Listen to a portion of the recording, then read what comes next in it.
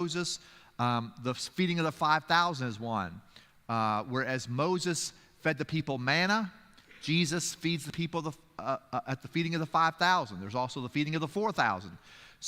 But Matthew over and over wants to show that just as Moses was the leader, the spiritual leader of the Israelite people, Jesus is the leader of those who would call themselves. Matthew chapter 6, verse 1. Beware of practicing your piety before others in order to be seen by them. For then you have no reward from your Father in heaven. So whenever you give alms, do not sound a trumpet before you, as the hypocrites do in the synagogues, in the streets, so that they may be praised by others. Truly I tell you, they have received their reward. But when you give alms, do not let your left hand know what your right hand is doing, so that your alms may be done in secret, and your Father who sees in secret will reward you.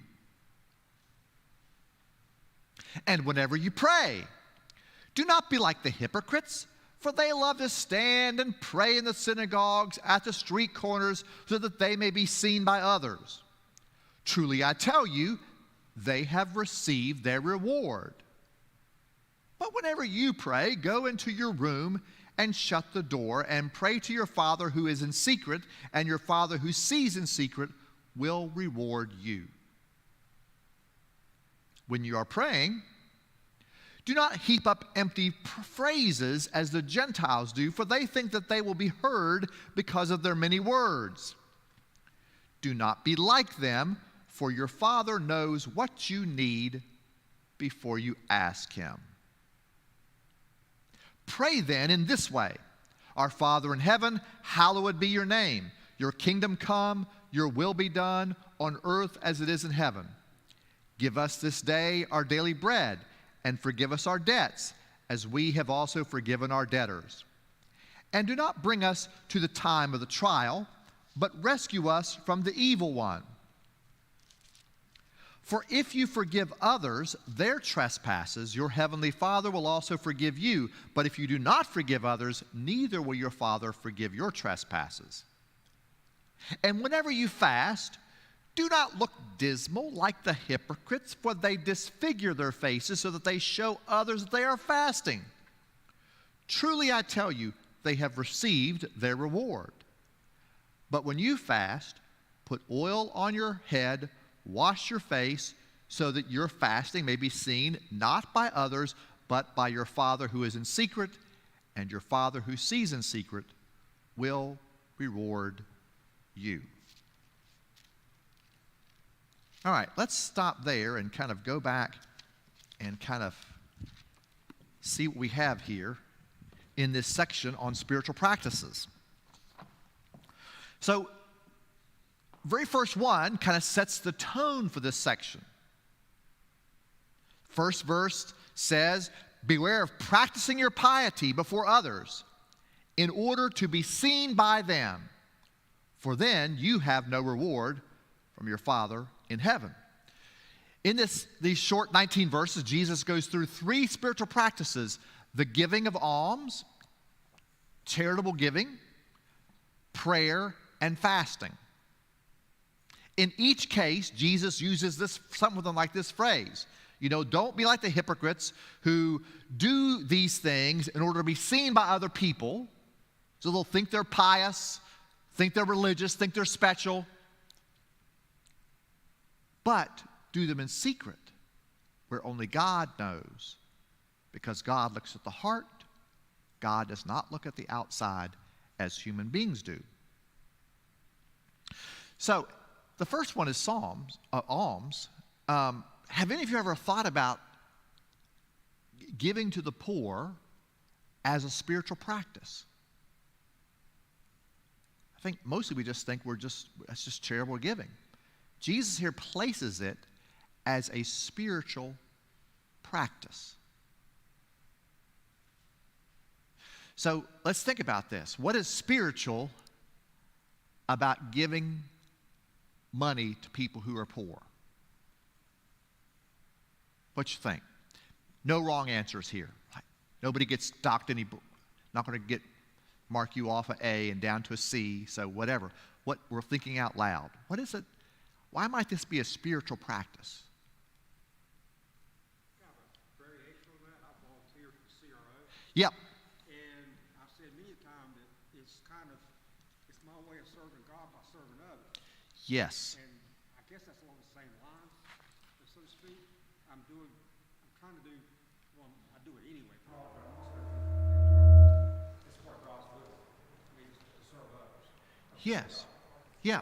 So while you're doing things for other people, you're giving this to God in a sense.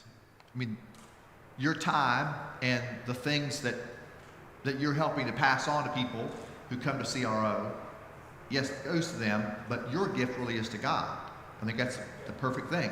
So giving of alms, while we might give charity directly to a person or organization helps people, it's a gift to God.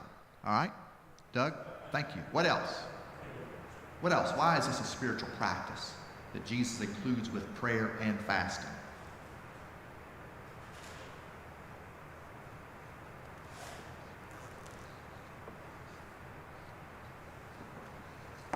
Really, I'm not going to mark anybody down. I've always thought it was all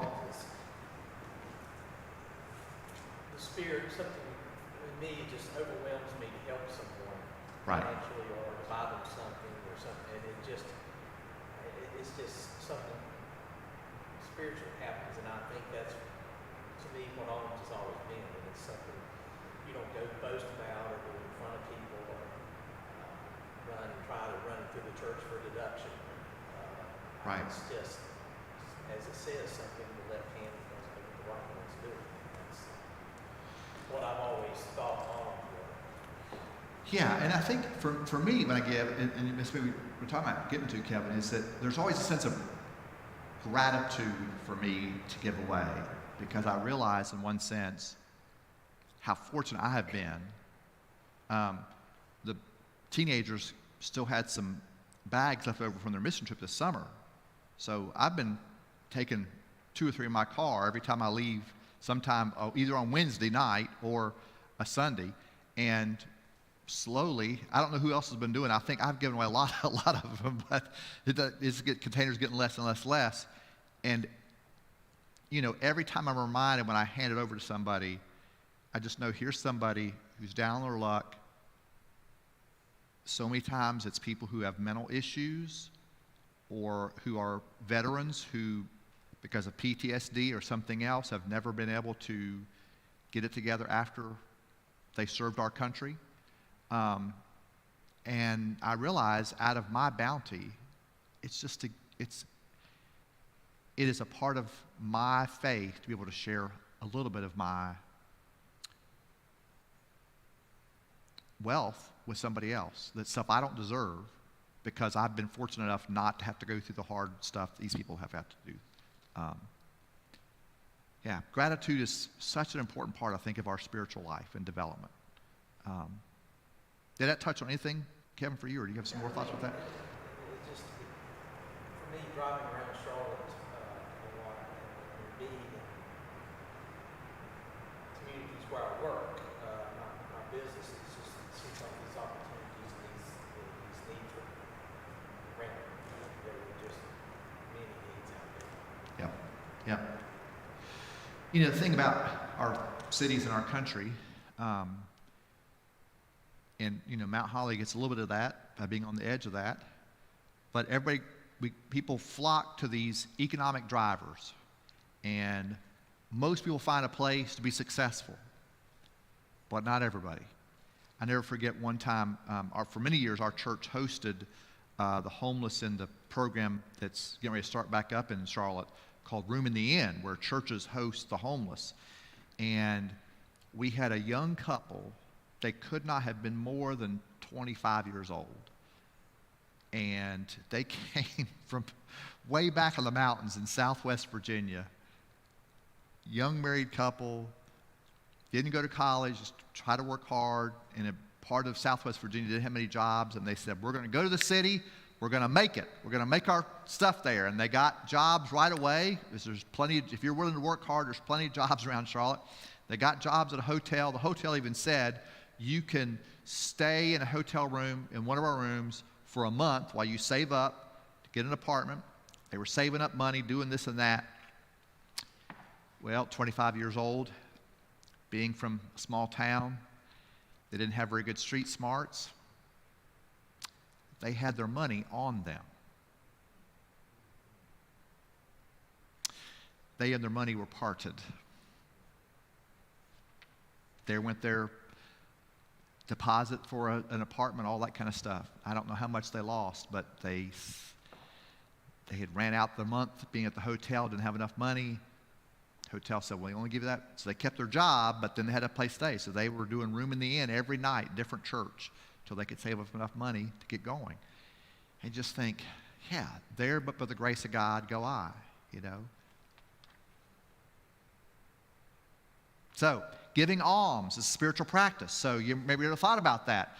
And I think that in terms of what Kevin was saying, Jesus is meaning more than just giving a check to the church. Like, is there a way in which you can give, not for tax deduction, but in a small way that it can impact somebody's life directly?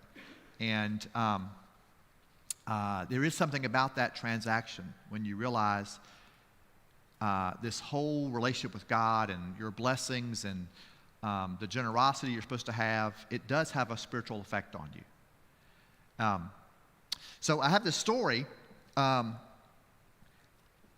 Jesus says in each case, he talks about the hypocrites who give so that they may be praised by others. I have this story about one of my classmates when I was working on my doctoral ministry at Princeton.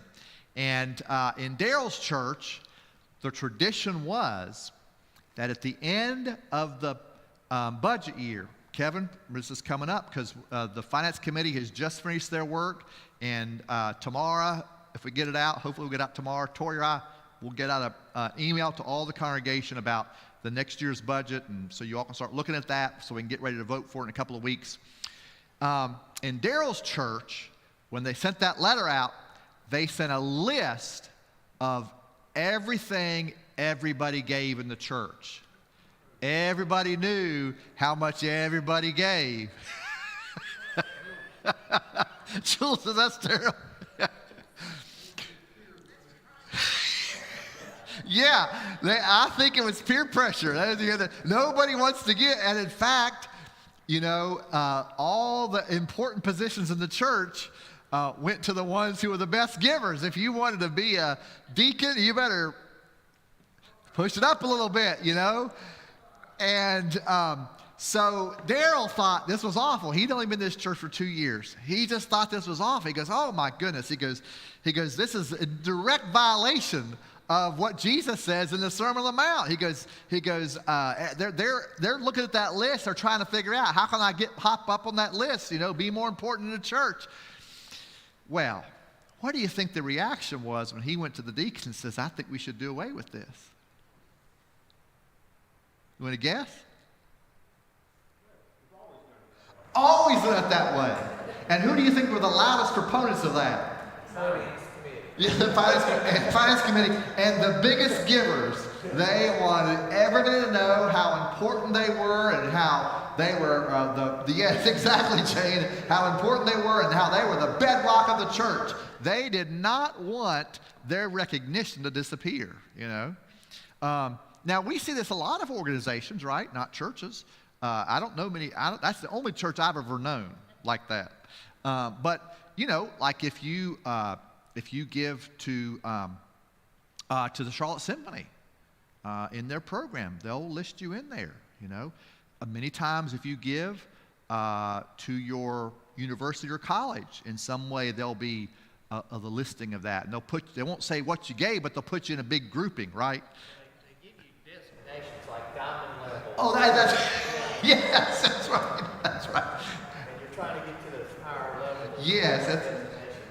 Rotary International, big civic organization, they do that anyhow. Uh-huh. Pair support that you get for so much community. Yeah.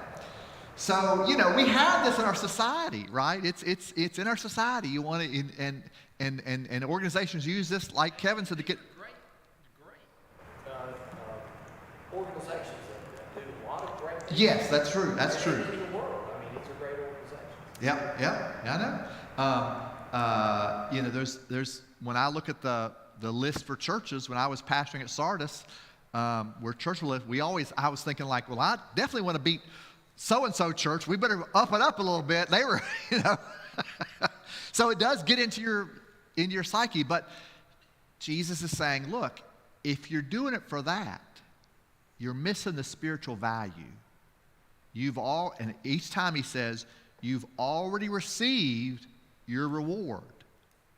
So you're losing out on the reward that impacts your own spiritual relationship with God.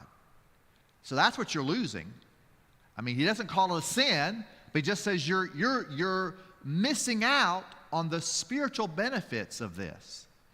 And so Jesus goes even so far, as Kevin already said, let the left hand not know what the right hand is doing. Well, physically, there's not really a way to do that, but his hyperbole is to help us to understand we're not doing any of this. Don't be telling people all this stuff. Don't get your name on the Charlotte Symphony list. Don't get your name on the homeless shelter list. Yeah, Al?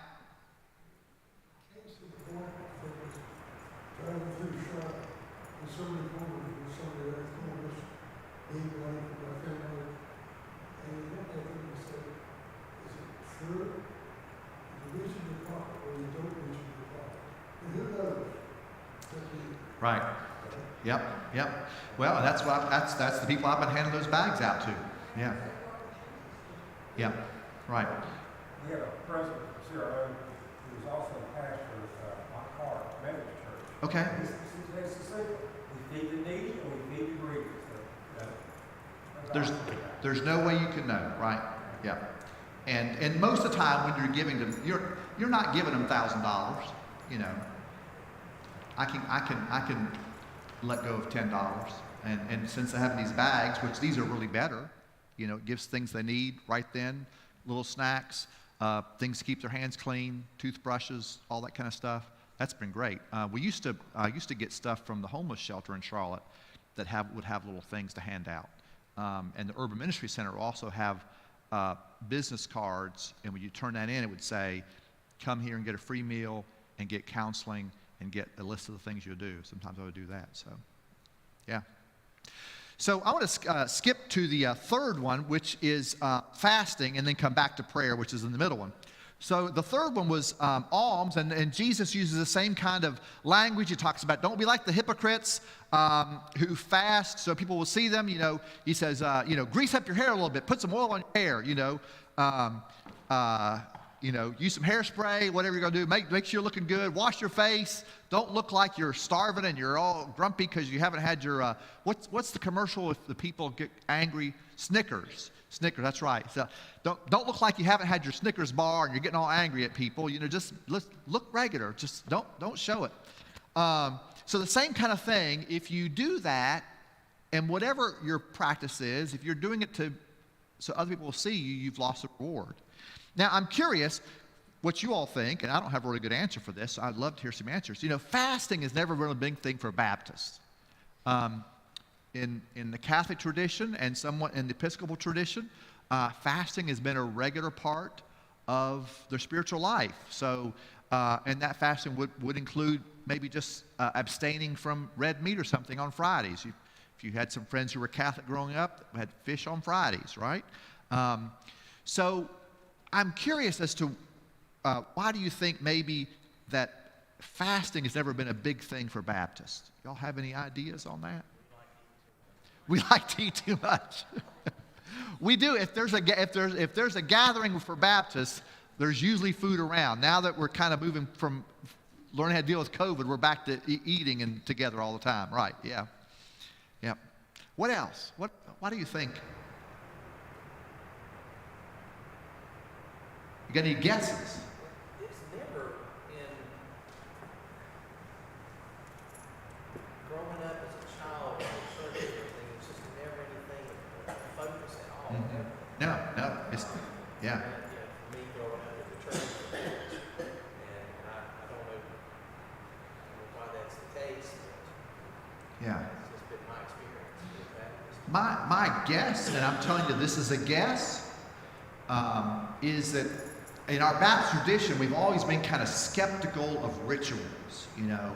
Now, First Baptist, we use rituals more than most Baptist churches. But, you know, we're not like Episcopalians or Catholic. We don't have that many things. When I did my last retreat with the new pastors, we finished our 2-year time with them yesterday afternoon. Sunday night through lunch yesterday was at a Catholic retreat center in Hickory. And, you know, in a lot of the rooms, and even they have some place on grounds, you know, there's a little statuary of Mary or of Jesus, and there's places, you know, we Baptists, we just don't have that stuff. You know, we kind of felt like all that stuff got in the way between us and God. And I think maybe in the terms of fasting, we may have gone too far. I haven't fasted a lot in my life, but when I have, it has really helped me to focus on prayer and spiritual discernment, because it just gets you out of the habit of routine life. So rather than having lunch, if I want to fast through the middle part of the day, rather than having lunch, I'll have time for prayer. And yes, my stomach does start saying, "You're hungry, you need to do this." And when I've done it, it's been a reminder, this is what it means to be human. I'm tagged to this human existence. And so I think about all the ways that my humanity, my fears about making sure my kids, are they going to be safe? Is my wife's health good? If I'm doing what I'm supposed to be doing at the church, or am I messing things up? You know, all these things that we think about, that grumbling stomach puts me in connection with and helps me then to give all that to God. So there is something about fasting, I think, that has a tangible reminder. You know, sometimes we think of spiritual things as, oh, well, that's spiritual and not bodily stuff. Well, no, we're bodies. God gave us bodies. We can't be spiritual without bodies. We're spiritual through our bodily experience. And so fasting is one way that reminds us that. It gets us out of our habits that we normally have, and it makes us stop. It's kind of a thing like the Sabbath. Trying to really do Sabbath and resting and stopping the normal things you do gets you out of the cycle of routine life and makes you think, what's my ultimate allegiance? So fasting is a similar thing. So I want to mention, before I go to the prayer, I forgot to say one other thing about the giving alms. So when Jesus was talking, I'm going to come back to this. When Jesus was talking about, don't be like the hypocrites who give in ways they'll be praised by others, Jesus later gives the disciples a concrete example of that. Do you remember the story? When he illustrated the hypocrites who give so people will notice them, and an example of somebody who did what he wanted them to do, to just give a little bit quietly. Remember the story? The widows, yes, thank you, Jen. The widow's mite, yes. This is a direct moment of what Jesus says here. And if you remember the story, the widow's mite, you know, Jesus and his disciples are kind of at the temple together, and all the rich people are making their big parade. People are tooting their horns, and they're walking in, giving their money, however they had their offering baskets. Everybody noticed who's given the most. And then Jesus said, now, look at that widow over there. And he mentions she put 2 coins in.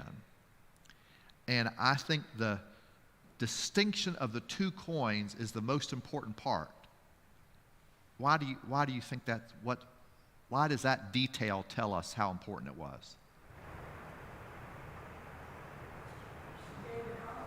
She gave it all. She could have just given one and kept one, right? Right? So by Jesus giving that little detail, he shows us that she gave everything she had, because she could have kept 1 coin. Instead, she gave all, and then Jesus said, that older woman, she just gave everything she had, which was way more than all these people with their big paychecks and everybody making a big business over them. She gave everything she had, and the 2 coins is the clue, because she could have kept one.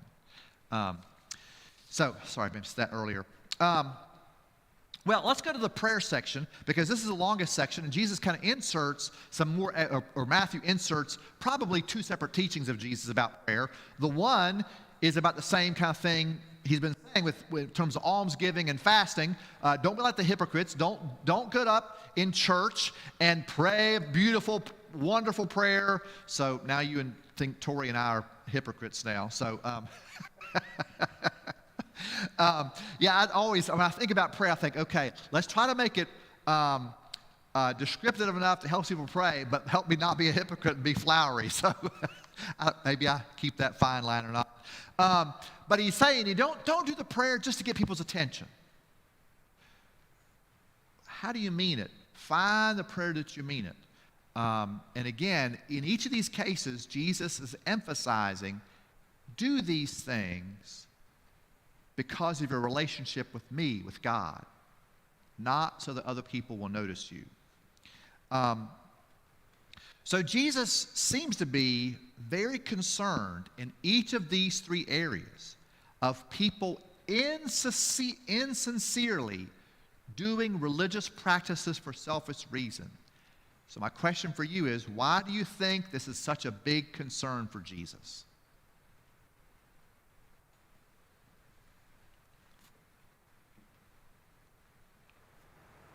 These are supposed to be intimate things between yourself and God. Yeah, intimate. I love that. Yeah. Sincerity of it, why are you doing it? Yes. Just praise God, or you just show up for that. Right. Yeah. What else?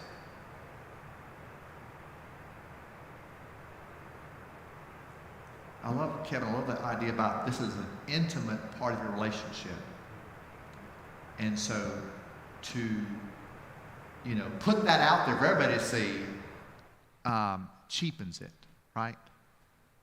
And so think about your relationship with a spouse or intimate relationship with a child or a grandchild. To expose that to everybody would really cheapen it, right? And kind of ruin it. And so I love that. I never thought about that before. That's great.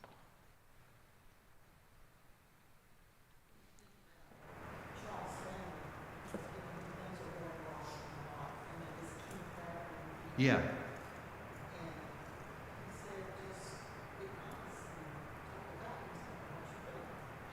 Right. Yeah, and so God wants this intimacy with us. So when things are not going well, just share that with God. Because God is as close to you as the most close person in your life, your intimate person. So that's between you and God. Everybody in the world doesn't need to know that. Yeah. Right. And that is the curious part of prayer, right? So why tell God if God already knows? So why? Yeah. Say that again, Jay. Yes. And I think also that sometimes, I think God knows those things even better than us. And sometimes it's hard for us to name what's close to our heart. And so the act of prayer and speaking to God oftentimes helps us to know it for the first time, really. Yes, yeah.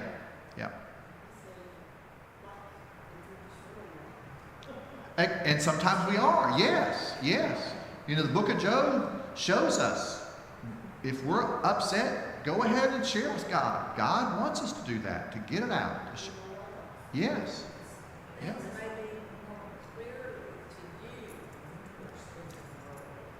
Right. Yeah. Oh, I think so. Tori's preaching Sunday because I'll be gone, and so we met today for lunch and kind of went over sermon as is right now, Gave her some more thoughts to think about, and she's going to do a great job Sunday. And she said she was practicing downstairs in the basement in the youth room, and because I told her, I said, I want you to say it out loud. The brain works differently when you say things out loud than when you say it silently. It says you will think of things if you say it out loud that you would not have thought. I don't know why that is. I'm not a neurologist, but it just is. So this action of, even though God knows you and knows what you need, you're praying it out just does something for you. Helps you understand things better. Yeah. So the longest part of this section is the Lord's Prayer, which we say every single week in worship. Do you all, when you're saying the Lord's Prayer, do you listen to the children in our church? I mean, it just warms my heart to hear those young voices.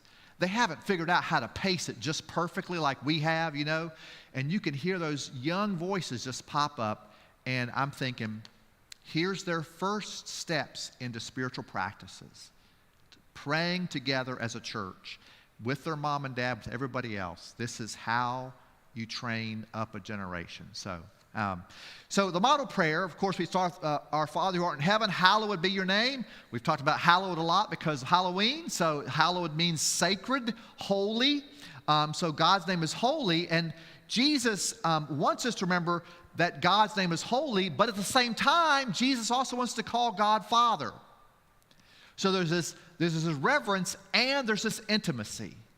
So Jesus is getting a little bit more formal and more informal in the same sentence. So prayer is special. It's different. It's not just like anything. You're not just talking like a conversation, but with God, it is a conversation. So he's kind of got this dual thing going on. The second phase, your kingdom come, your will be done on earth as it is in heaven. This petition is very specific. We are praying that God's kingdom and God's will be here. Not just up where it's perfect, but here. And by praying that, we're praying that we're going to be a part of that. We're inviting ourselves to be a part of God's process. We're not asking God, God, you just magically do it. No, we are volunteering in this prayer to join God to make God's will and God's kingdom on earth as it is in heaven. And it's a communal sentence. We're not just asking for God's will to be done in my life and for my family, but for everybody. It's a communal thing. The third petition, give us this day our daily bread, touches on things that we need. All these petitions are things that we need. And this returns us to the experience of the Israelites in the wilderness, the manna from heaven. If you remember the story from the manna from heaven, they would go out to get the manna each day, and how much were they supposed to get? Just a day's worth. Just a day's worth. If somebody got greedy and said, oh, let's get some bunch here, what would happen to the extra amount? It would go bad, right? Yeah. Except on the Sabbath, they could collect 2 days, and that didn't spoil. So here comes Jesus' prayer, reminding the Israelites of their experience, these Jewish Christians, of their experience from the Exodus.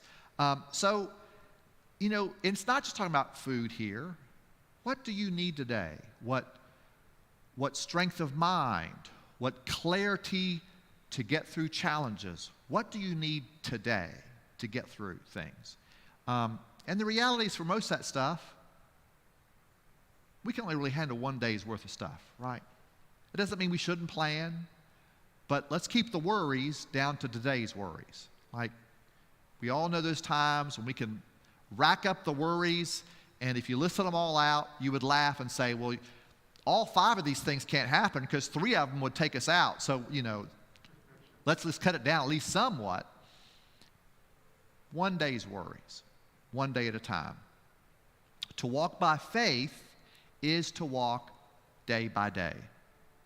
The fourth petition, forgive us our debts. We've forgiven our debtors. Very particular. We're asking forgiveness as we forgive others. I've talked about this, a couple other things with some of the parables we've done this year. The focus, I think, is not that God only forgives us if we forgive, but that the act of forgiving helps us to understand what forgiveness is. And if we don't practice forgiveness, it's hard for us to understand God's forgiveness for us. And then the final thing, do not bring us into a time of trial or temptation, but rescue us from the evil one. Again, this request is to keep us from temptations. I think Paul's verse from 1 Corinthians 10:13 talks about this, that God will keep us from being tested beyond our strength, and that God will help us find a way to avoid or to endure temptations and trials. So the model prayer is really this example. It's not just something we're supposed to say on Sundays, which I think is good to do. It's supposed to be a model for how we pray generally. So we're praying for what we need today. We're praying for forgiveness. We're praying to avoid temptation. We're praying that we would understand, that we would understand how to be a part of God's kingdom on earth as it is in heaven.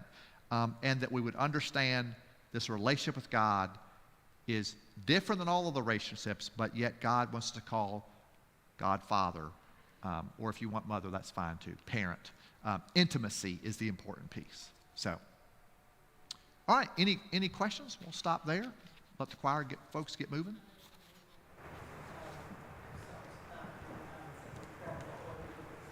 Say that again, Joel. Yeah.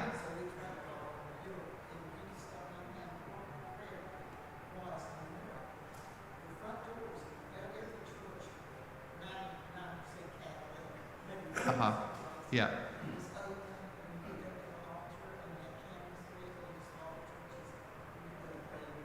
Yeah. Yep. And anybody wants to come and pray in this sanctuary, come to any time. We'll let you in too. So find a place for your prayer and your spiritual practices. Thank you all so much. I got a question to ask. Yeah, Doug. The church I grew up in, if the choir sang beautifully, or the soloist did a great job, you just sat there, you didn't clap, you didn't say anything, because if you did, they got the reward earth and not in heaven. And it was so awkward, because they were doing a beautiful job, and you sat there like a rock. It was difficult. But I think these got a lesson here, quite difficult on the way, but that maybe, I'm sure that's where it's came from. Sure, that makes sense, Doug. But yeah. So we'll just try to keep those moments as spontaneous so that the choir doesn't plan for them. How about that? All right. Next week we'll continue on in chapter 6 in Matthew. Next week probably will also spend some time talking about the budget. So we'll just see. We'll see how long that takes. If we have to push next week's lesson beyond, we'll do that. So thanks, everybody. Have a good night.